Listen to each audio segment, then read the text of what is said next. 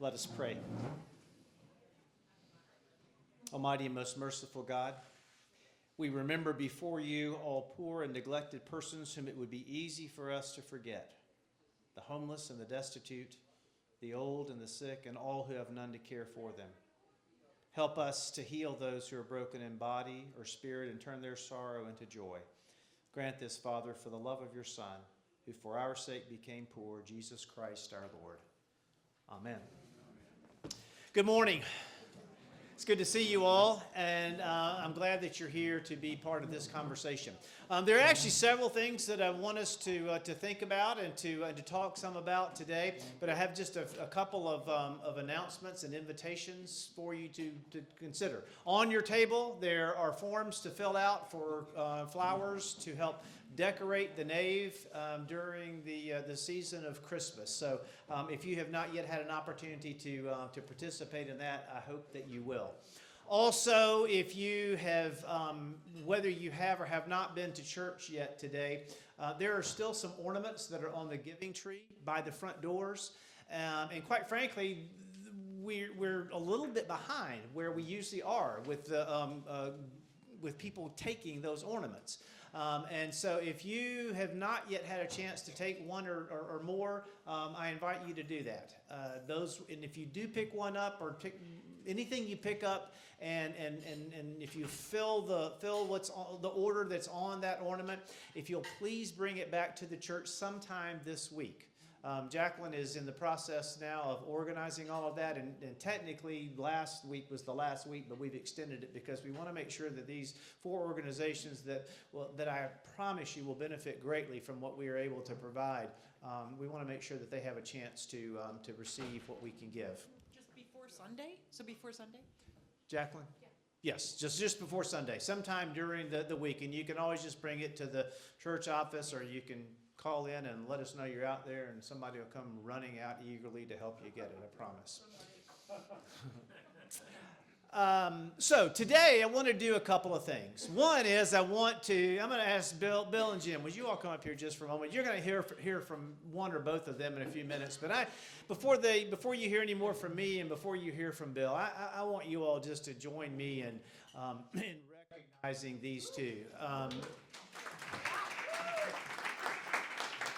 And that's before I even said anything else, right? So as you know, or hope you know, that we set a goal last year, the beginning of this year, of to collect 1,200 bags in support of the Trinity Food Ministry.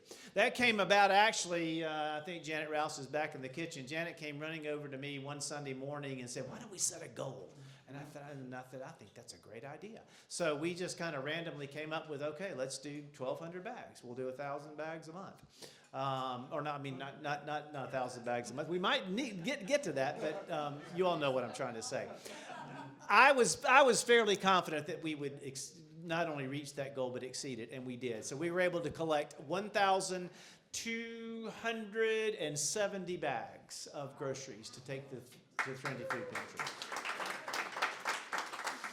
Now, you all and many of us had something to do with that, but if you've been out front on a Sunday morning prior to the 10:30 service, on the Sundays that the bags are brought back in, I can't tell you what a phenomenal job these two guys do packing up what I think is still one van most of the time, right, Bill? It's got to be 2. Yes.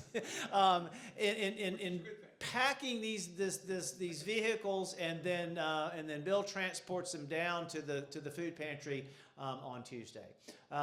They are faithful, they're diligent, and it's just been remarkable to see how the people of St. Peter's have responded to this. So I just want to thank them for for the way they have helped to coordinate this ministry. It's just been phenomenal. Let's give them another hand, please. Thank you. And actually, Bill Gilbert did part of that while he was hobbling around on was it knee or hip? Hip. Before he had hip replacement surgery. So we'll be in the process of establishing a new goal for next year, and I hope that we'll be able to continue to support the vital work and ministry that's going on. That we're going to talk just a little bit about. That Bill's going to talk specifically about. But what I want to begin with is just to kind of help orient you or share some information with you about what it is or how it is that we're involved in this. And then the kind of the bigger picture of how the Trinity Food Pantry fits into what is known as the Jubilee Ministry in the Episcopal Diocese of Missouri that obviously that we are a part of. Now if you go onto the diocesan webpage, there are a number, you'll see one of the tabs is ministries. And if you click on that tab, it populates with a number of different types of ministries. Creation care, LGBTQIA+, Jubilee ministry. So there are a number of ways in which we as a diocese have devoted ourselves to specific areas of ministry. But this happens to be one that is not only within the Diocese of Missouri, but throughout the Episcopal Church. And it's rooted in the idea of Jubilee, as you may know, but if you don't know, then that's part of why I wanted us to talk for just a minute about it. The concept of Jubilee is biblical in nature. It's rooted in the Old Testament, specifically in the book of Leviticus, which is one of the first 5 books of the Old Testament known as the Law or the Torah. That were the holy books, the sacred books, and what governed the life of the Jewish people and still does.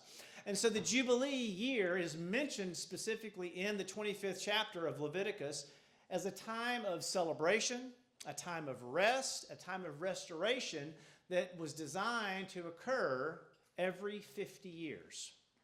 Also, a time when those who were hungry, those that we now refer to as being food insecure, experiencing food insecurity, were then fed. Their needs were met. So this is from Leviticus 25, and somehow my... Yeah, they were on the top and they lost. Okay. All right, so I've got... Let's see if we go back here. Okay. So this is from the 25th chapter of Leviticus. If any of you, your fellow Israelites, become poor and sell themselves to you, do not make them work as slaves. They are to be treated as hired workers or temporary residents among you. They are to work for you until the year of Jubilee.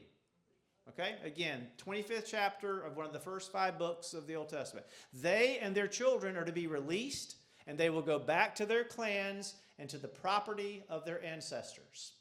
Let's see. Connor, is that all of the scripture that was? I thought I had one more piece in there, but that's okay. All right. So the practice of Jubilee then was this 50-year cycle of restoration of property, of land, to those who had lost property, land, or other things in the transactions or the predatory transactions of the economy. Predatory transactions, what does that remind you of now?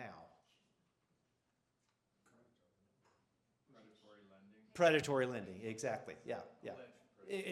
Alleged predatory lending. All right, so the practice of Jubilee, rooted in the Old Testament, rooted in the Bible, was this idea of how it is that people were to be made whole, how they were to be restored every 50 years, property, land, and also then fed. The provision for a Jubilee year of debt cancellation, this is Walter Brueggemann, who is an Old Testament scholar, who says the provision for a Jubilee year of debt cancellation is without a doubt, he says, the most radical comment in the Torah of the Old Testament. The most radical commandment in the Torah. That's pretty strong. That this idea that every 50 years, all debt, everything is to be erased, everyone is to be restored and made whole, he says is extremely radical. The word itself, Jubilee, comes from this Hebrew word, which means a ram's horn or a trumpet.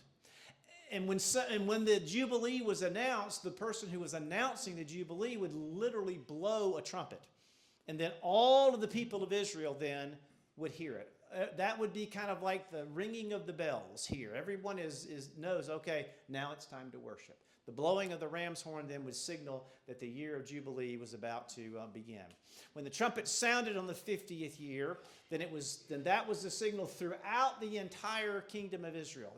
And then all of the property that had been taken by others for unpaid debts, the requirement was then that property be returned. So anybody who'd lost their property, anybody whose property had been what we would probably now call foreclosed. Thank you. Would then be returned. And on that year there would be no reaping or planting or gathering of the crops, for it was to be holy to everyone. Everyone was entitled to eat of the crops. Everyone. So in other words, Chris and Sandy can't go out into their field and just take their crops in for themselves, because it's part of what everyone would be entitled to participate in. Everyone that had been indebted was then released from debt and able to start over again, and all slaves and prisoners were also set free. And all of the land that had been taken by others was released back to the original owners. And also then the land went through a period of rest and renewal when the land was to lie fallow. I think that's called crop rotation now, allowing it to regenerate and replenish itself. And this practice then of resting the land, of allowing it to remain fallow, reinforced not only the idea of stewardship, but also helps emphasize the proper management of resources. So there's a connection there to creation care. Okay, so that's the biblical concept behind the word Jubilee. So within the Episcopal Church, by an act of the General Convention, which is the overall legislative body of our church in 1982, there was something created called Jubilee Ministries, which were designed to provide direct services to those who are on the margins, the economically disadvantaged. And it's a network then throughout the Episcopal Church of diocesan initiatives and parish initiatives then that are centered around this concept of Jubilee Ministries. Within the programs vary from place to place, as you can imagine. What's going to be helpful or needed in San Francisco or Boston is going to be maybe different than what's needed in St. Louis and Chicago. Each bishop appoints a person who is then the Jubilee officer of the diocese. And that person is someone that many of you know and have met, the Reverend Deacon Barbie Click. And she serves as the missioner for Jubilee Ministry, which means that she coordinates the various components of the Jubilee Ministry, in addition to what you're going to hear more from Bill about in a moment, as serving as the manager of the Trinity Food Pantry. So her ministry is at least twofold. It's probably more than that. This is a quote that I thought that was expresses well from Barbie how she sees her work. I see Jesus in the abundance with which volunteers and donors support the Trinity Food Ministry. I see Jesus in the faces of the people that we serve. I feel Jesus with every handshake, with every tear, with every smile or hug, with every I love you that is said in the course of each week. And if you've ever had a chance to be around Barbie or work with Barbie or hear Barbie talk here, this is it right here. Okay, she walks the walk and talks the talk.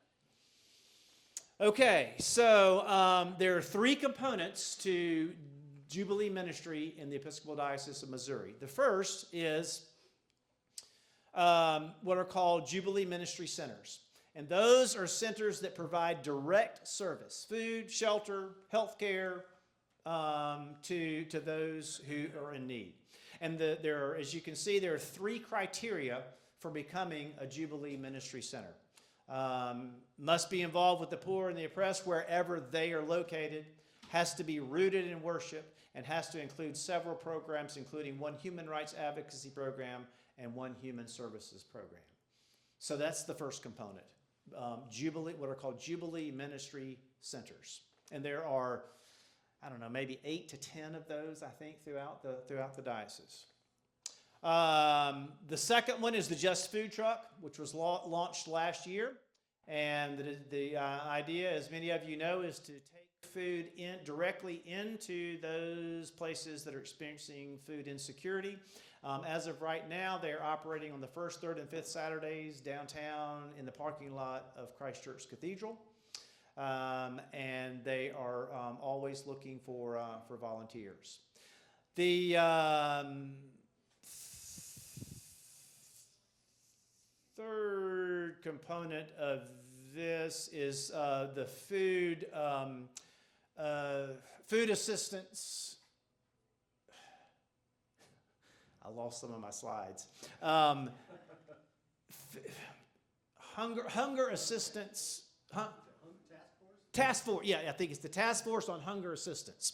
So this is a group of volunteers from throughout the diocese who meet together regularly to help determine what it is that will benefit those who are food insecure. Okay? They look at how we can fund those programs, raise awareness, and then help to advocate and devote resources throughout the diocese to those who are experiencing hunger and to those ministries that are helping to support them, and then also just generally advocating. So there are three components to the Jubilee ministry. And the Trinity Food Pantry then is one of those. Trinity Episcopal Church, where the food pantry is housed, is one of those ministry centers, is one of those Jubilee ministry centers within the diocese. Okay? So I hope that sets a little bit more of the context for the food pantry, for the emphasis within the diocese, and for how it is that we're working, not only in this way, but as over this last year, through this incredible support for the Just Food Truck. At our recent diocesan convention, Barbie Click was giving her annual report, and as part of that, she mentioned how instrumental St. Peter's had been in helping to make that ministry come to fruition. And as a number of people, several of whom are in this room, have told me and keep telling me, does she need anything else? Tell her just to let us know what she needs and we'll get it. And I keep telling her that. So you all have been very generous. The Women's Guild has been very generous. Just recently gave them $2,500. And without, quite frankly, I'm not sure that they would be up and going if it had not been for the support that you all have provided. So thank you for that. Okay, any questions about Jubilee Ministry? All right, Bill Gilbert. Thank you, David.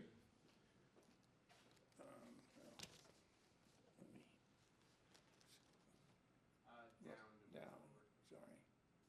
Skip a couple here because. So 12 years ago, the parish decided to look at seeing how we could support institutions within the diocese. And so we started our food ministry work with Trinity Episcopal Church and with St. John's Episcopal Church. And we've been doing that ever since. We talk mostly about Trinity. Trinity has four things from a food point of view that they have the pantries open on Tuesday afternoons and Thursday afternoons. On Wednesday at noon, they have a Wednesday cafe and then a Sunday hot lunch. They serve meals at all four of those. There's people can get a hot meal when they come to pick up food at the food pantry. Wednesday cafe is just a sort of place to come and sit and socialize a little bit and have a light meal. It's not real well attended. They get 20 to 30 people, but it's welcome for people, and it's relatively simple to do. They just have a cook or two that put stuff together, so it's relatively easy.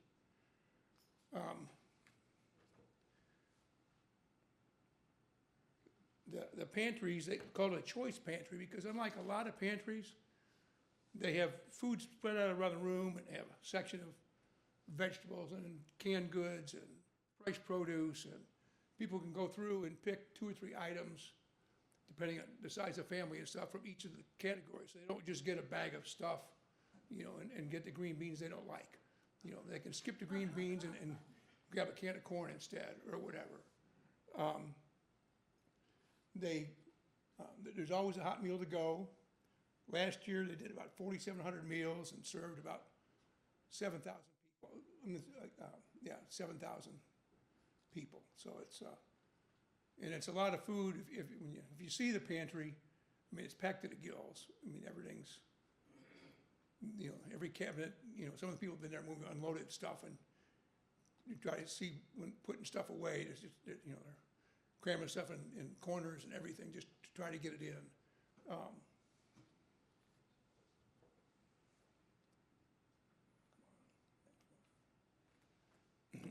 The hot lunch, well, I'll do a little bit more on the pantry. Once a week, there's a nurse that comes into the pantry, so that there is some medical care that takes place there. And the food it's mostly dry goods. A lot of it's donated. They get some stuff from St. Louis Food Bank. Whole Foods donates a fair amount of produce and some bread. And it's, you never know what you're going to get. I was there one time, and they had this whole table of mushrooms, fresh mushrooms, of all kinds of fresh mushrooms. It wasn't just button mushrooms, but they were expensive mushrooms, and it was really interesting to see. But and it all goes. I mean, people take most everything. They're just happy to get it. 80% of the people that are served by the food pantry are people who are classified as the working poor, and there's new people coming every week. It just, the need keeps growing, and as our numbers have gone up, their need has gone up at the same time. It's not like they're building up any surplus anywhere. They're just, what comes in goes out. Those who are housed can come to the pantry once every 2 weeks. The homeless, or the ones who have to walk a distance with groceries, can come once a week. But most people who come less than once a month. And maybe a third come twice a month. Some of the people this is their third generation of family members coming to the Eternity Food Pantry, which started a little over 50 years ago. The food ministry is a community of people who know they can trust and depend upon the mutual ministry of Trinity and its partners to have groceries available whenever the money is too short to reach the need. So they meet a critical need. The hot lunch is every Sunday. There are 9 groups now that prepare and serve lunch. We did 4,500 meals, and we serve somewhere between 75 and 100 people. You never know what it's going to be. You plan for 100 and see what happens. As David mentioned, the Just Food Truck is one of their newest things. And that serves a relatively simple hot meal, usually only a couple of choices.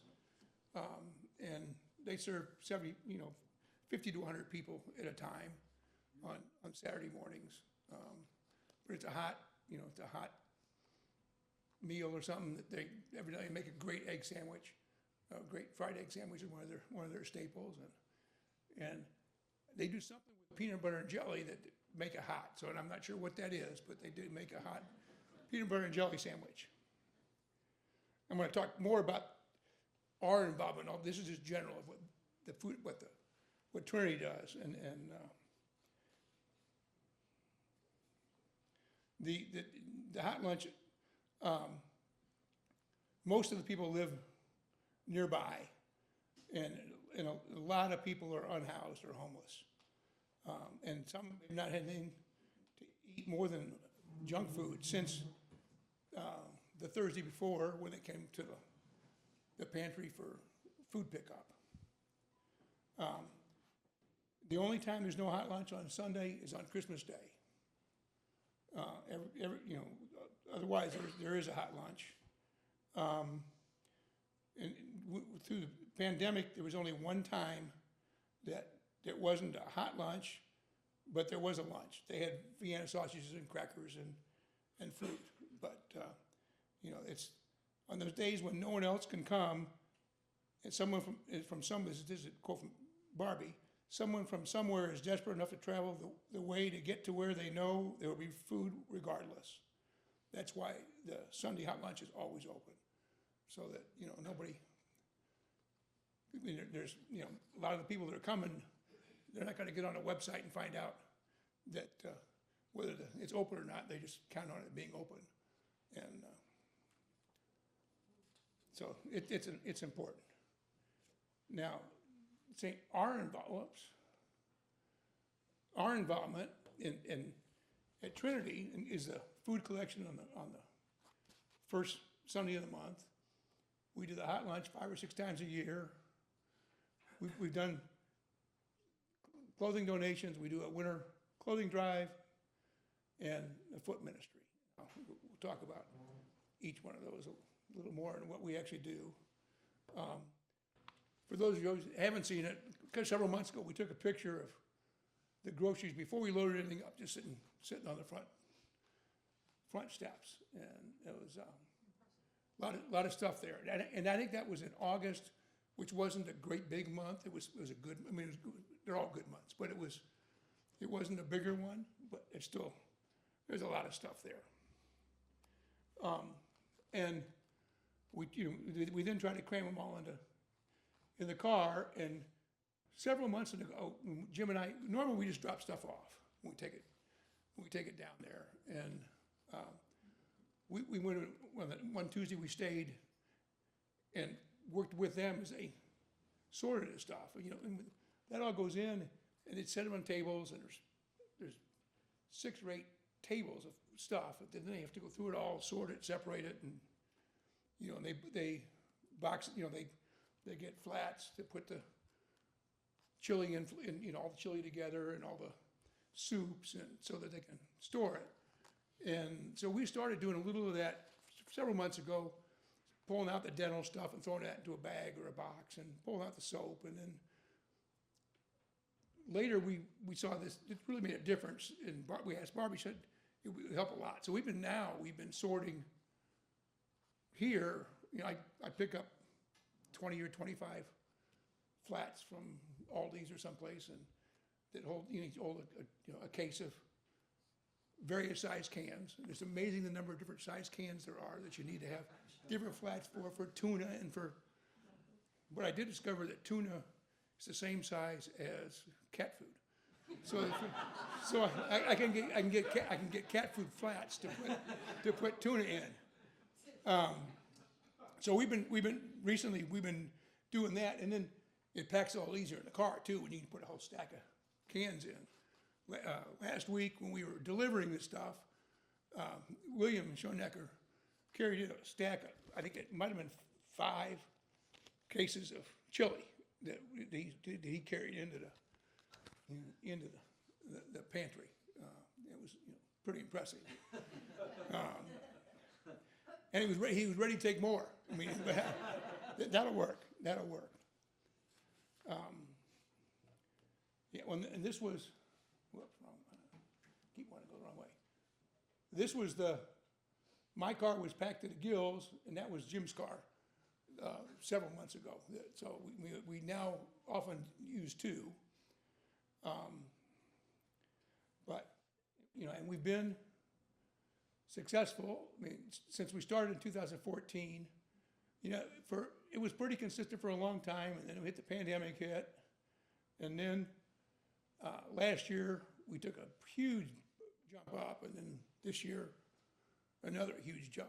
And you know, and Barbie said we're the largest single contributor to the food pantry, and we often show up. When we show up, they often, you know, are, boy, did we need that. You know, we're getting ready to send somebody out. I've heard several times they're getting ready to send somebody out to buy toilet paper for that afternoon, and we showed up and we took care of them for a while.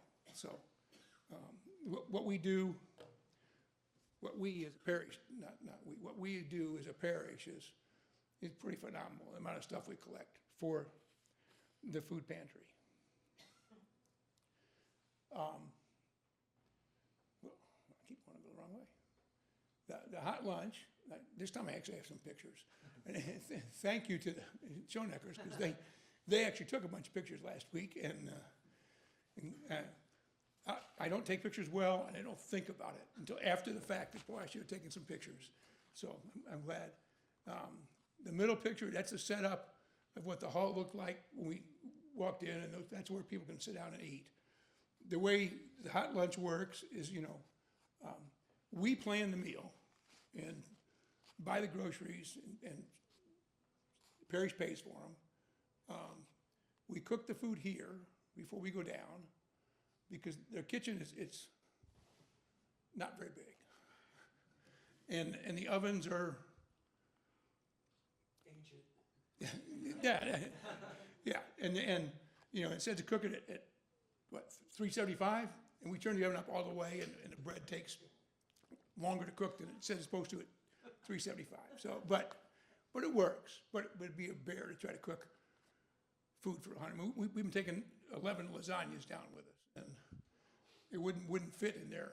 The stuff here is so good. This is just, But we cook, prepare it here, take it down there, and volunteers show up at 1 o'clock, and then the doors open at 2 o'clock for the patrons to come in and have a pretty quick meal, and then it closes at 2:30. And we've gotten back to what we did before the pandemic, where we serve with a buffet line now, so that, for a while, we were just giving them a plate,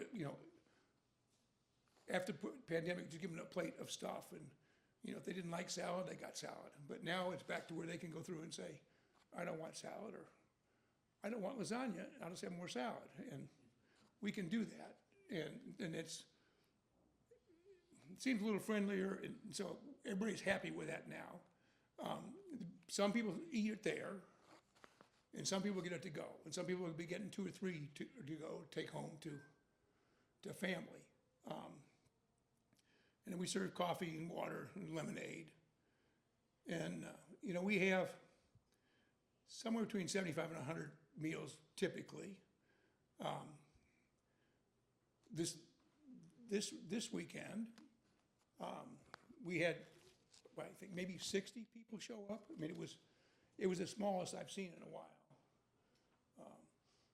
That's the serving table we serve on, and that was most of the crew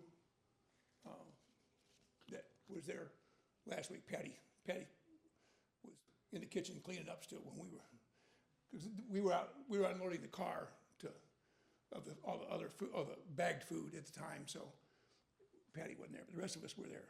That's where we're all the coats. We had just been schlepping stuff inside and out, and remember last weekend was pretty cold. But last week there were maybe 60. The time before that, we had, if it's not a big crowd, people can go back for seconds.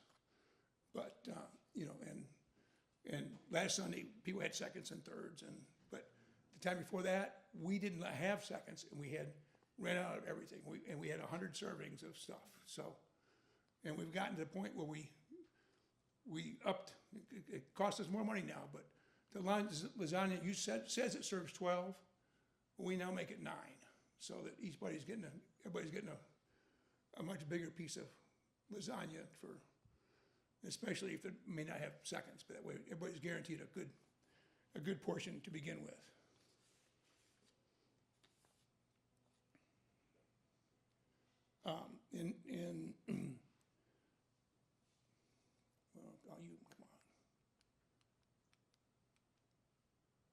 In October, Dudley and Jerry and Kathy and Doug delivered a whole bunch of clothing down to the food pantry that they got. And I think these are ones that Jerry knew emptied out a house and took it down. And at least once a year, Dudley organizes a pickup of food from the borough's potpourri, not food, of clothing from the potpourri, and they take it down. So a couple times a year, the parish takes a bunch of clothing down to them. And then in November, I mean, right now, we're doing the winter clothing drive, winter coat drive and stuff for the food pantry, which is very welcome. They don't have the space to have a clothing pantry there, so Barbie just squirrels away stuff and can do certain things. You know, like at this time, she can get rid of a whole lot of coats because people need them. And then during Lent, for the last several years, they've done a foot clinic that we collect shoes for. And the last couple of years, we've had 100 pairs of shoes that we've donated. They have a nurse there, and they collect shoes, socks. I mean, there's a whole boatload of shoes, socks, and foot powder. You know, lots and lots of socks. You know, all kinds of foot care stuff that people can come in and, you know, try on shoes, find shoes that fit, that they like, and get socks, get their feet cleaned, you know, the nails cut, stuff that doesn't happen, you know, and many of these people, they're on their feet all day, you know, and they go through shoes and socks and pretty quickly and don't have the appropriate number to change into, and there's nothing worse than, you know, having the same socks on for a couple of days and, you know, get hot and wet. You know, most of the shoes are not, you know, they're outside when it's wet, and there aren't many shoes that are really waterproof. So, you know, your feet get wet. So it's just, you know.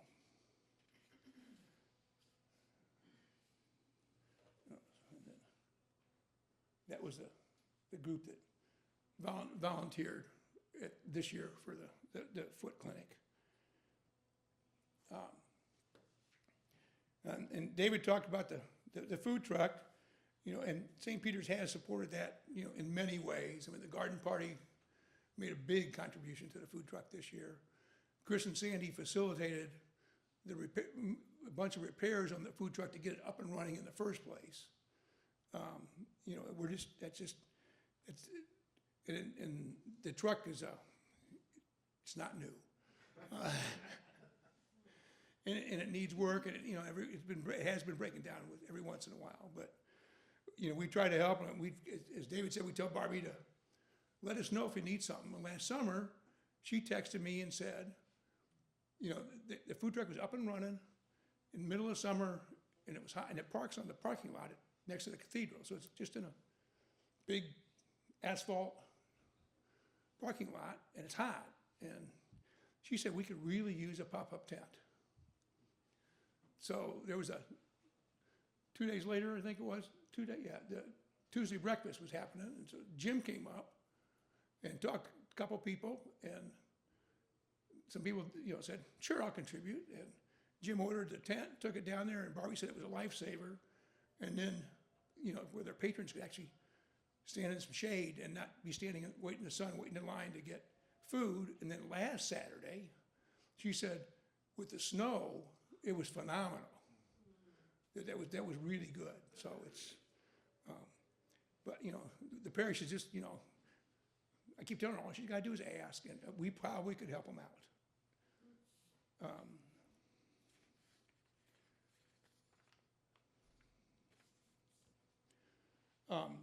This isn't the Trinity Food Ministry, but the other food ministry we do is the St. John's piecemeal, which is, it's similar to the hot lunch, but this is on Saturday afternoon from 4 to 5:30. This one is, we show up at 2 o'clock to cook. Somebody there plans the meal, orders the stuff, sometimes has good recipes, and sometimes they're winging it, and and we prepare the food, and then the doors open at 4. And here, people can stay till 5:30. So actually, when they started it a long time ago, it was more for socialization than it was actually just. It was more for feeding the soul than it was for feeding the stomach. Now it's little of both. Most, you know, a bunch of people come and sit. A lot of people come and take it to go, and we still. I disagree, but since the pandemic, we still bag everything to go. Now people can sit down and eat inside, but everything's bagged to go. Some of us would like to get back to serving it, fresh, but we'll see. Hopefully that will happen. But so, I mean, that's a strictly volunteer. We don't pick up any of the cost or anything. It's just, we just show up and work, and they serve, we make 60 meals. And usually all of them go. Sometimes at the end you want to take a second one, but it's not as popular as the hot lunch. I mean, hot lunch has gotten bigger and bigger. This has been pretty stagnant that doesn't sound good, but the numbers haven't changed much over the years.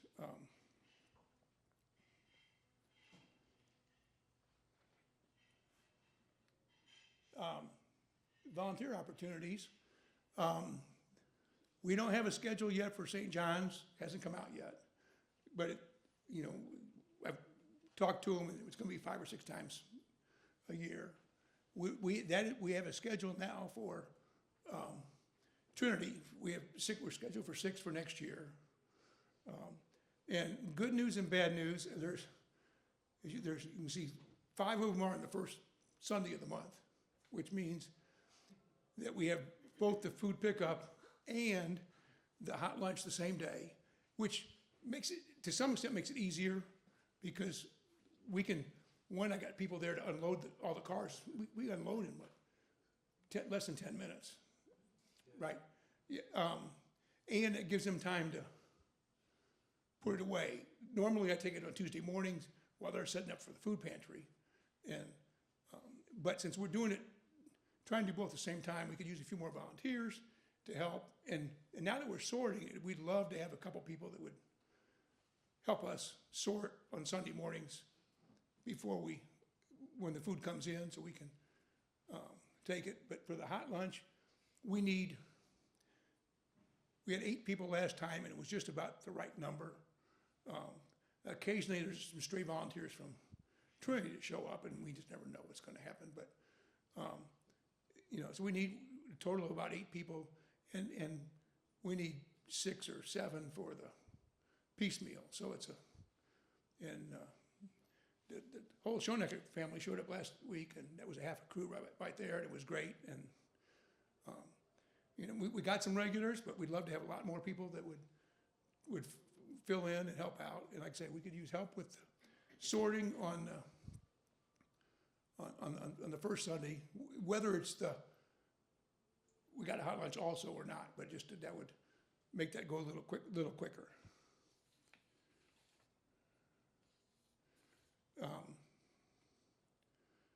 And another quote from Barbie, words from Barbie: what we all do matters a great deal. Trinity could not do this alone. Is because of people at St. Peter's and so many other parishes, churches, a synagogue, and a business, that Trinity Food Ministry is able to provide not only a hot meal each Sunday, 2 choice pantries each week with hot to-go meals available at both, plus a Wednesday cafe, which is a simple meal and lots of great conversation. While many hands contribute to this ministry, St. Peter's goes above and beyond. The monthly food donations, the amount of toilet paper, soap, dental care, the new shoes for the food ministry, the winter survival gear, all those add up to caring, understanding, and dignity. They are priceless. This mutual ministry is where we share in the living into the kingdom of God, right here, right now. It is love in action. So, that's it. Thank you. Any questions for Bill? Is it our parish that pays for the food as well, for the meals that you make here and take down there? Yes. Oh, that's wonderful. Yeah, we pay, that's in the budget now. It's actually, I fought for that for a long time, to get it actually in the budget rather than being in the rector's discretionary fund. Yes. How many Jubilee food ministries are in the diocese? I think, Charlie, there are, if I can, I think there are about 8 to 10 in different places. I know there's one at Calvary Church in Cape Girardeau. Here, St. Mark's is considered one. So, yeah, I think they're about eight to 10, huh? Rolla has one, yeah. And so they're not all doing exactly what, this food pantry is doing. Some of them are serving just a hot meal every day. Some, so it's a variety of things. But I think there are roughly 8 to 10. And there's several that contribute to the,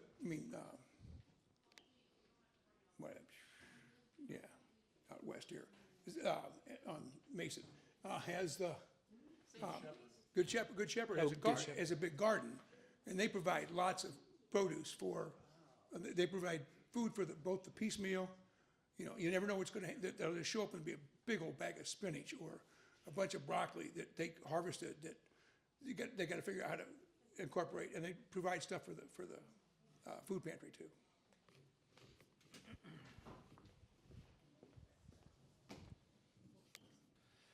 I've got a question about quote expired canned food. Do they take stuff if it's past the use by date? Not if it's 10 years, but if it's a couple of months out or whatever. I think it depends in general. I don't think they'll look at it unless it looks funky,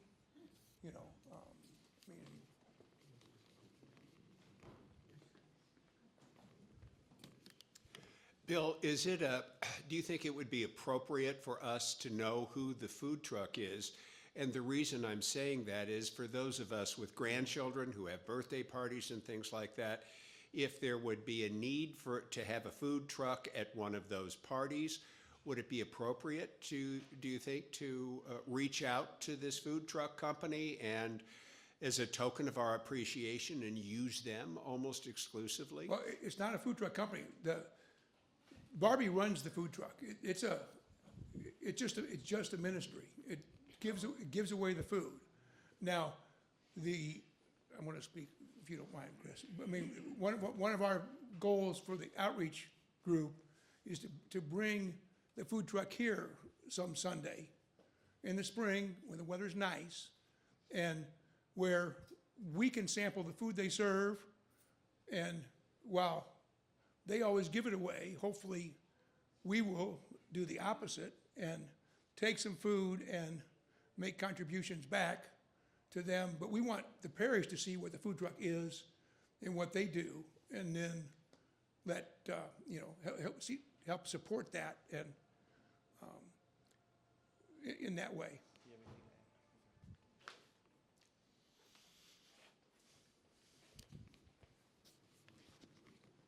I've got a question, just as somebody who contributes fairly regularly, I think. I've practically memorized what the list is over the years.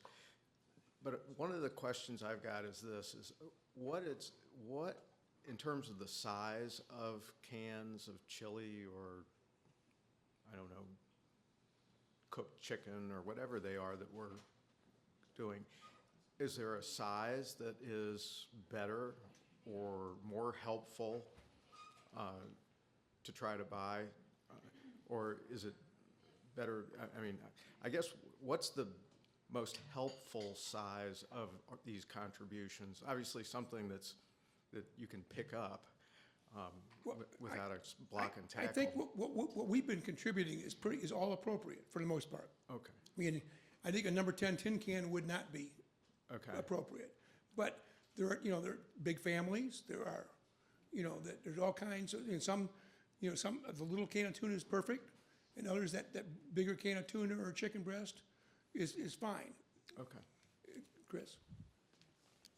Yeah, we were just talking with Barbie last week about some of this stuff, and one suggestion she had for anybody who is bringing any kind of canned good, it is wonderful if it's a pop top. People don't walk around with can openers, right? If you can just pop off the top, that's great. So anything like that, she really appreciates.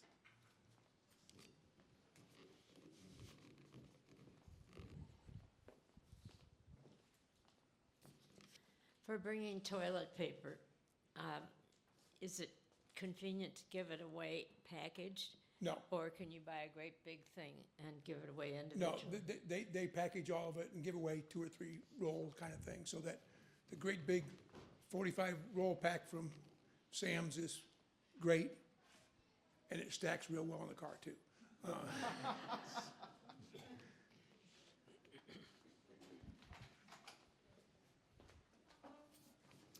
Something that would be helpful to me is, you know how they have like a schedule for when we cook breakfast? I know ahead of time when I'm gonna be cooking breakfast. If they could do that with the schedule for cooking down at at Trinity, that would be very helpful to me, and I think to other people too. Okay, well, I mean, I will be glad to keep, yeah, No, I don't mean a schedule like that. He's saying it's right there. I mean, you know how the volunteers are scheduled. Yeah. well. Yeah, now, yeah, we've tried that a couple times and people don't sign up ahead of time, for 2 or 3 or 4 months down. I'd be very glad to have anybody's email information and send them the schedule is when we have it, and if people want to put it on their calendars and do it and volunteer. I can help you with that. That Okay, would be great, Chris. okay. Yeah. That'd be wonderful. I hope this has given all of us a little better understanding of how this particular ministry fits into the ministry of our diocese that we not only participate in, but that we are an instrumental part of. And I don't say that just to pat us all on the back and say, wow, look what a good job we're doing. I think it's really important, if you look at 1,270 bags that were collected, to think about the economic impact of that and how important that is in our support of the collective ministry of our diocese, and yet another way that we're contributing. I also think it's really important as we continue to try to let others within our diocese know that we are committed to doing things that are outside of ourselves, and that we are not just the church, the pretty church that sits in Ladue and pats itself on the back. This is an important ministry, and we're supporting it in a very, very significant way. So thank you. The last thing I want to do, and we got to go to church in a few minutes. I would welcome some suggestions about what you all think our goal ought to be for 25. Bill and I have talked a little bit about it, and I think he and I have some ideas, but I'd love to hear from you. If you have a thought, you can share it right now if you want to. For where we ought to be, I think it's pretty cool to see how this has increased over the last 3 to 4 years, and to be where we were a few years ago, and now to be at over 1,200 bags. That's if you want to talk about numbers, which is not everything, that's a pretty impressive number. So if you have some thoughts or ideas about where you think we ought to be for 25, then please share that with me. Yes, sir. 1,500. 1,500? Do I hear 1,600? That's kind of where I think that's a little bit of what Bill and I had bantered back and forth about was being right around 1,500. Okay, thank you, Sandy. All right. Thank you all for being part of this today, and thank you again for your support of this wonderful ministry. Thank you. And Bill, Thank you all. Jim, thank you all. Thank you.